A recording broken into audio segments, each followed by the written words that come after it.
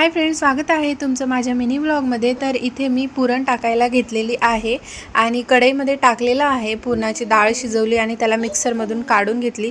तर मी पुरण करताना पुरणामध्ये पाणी टाकते आणि नंतर पुरणाला शिजवते।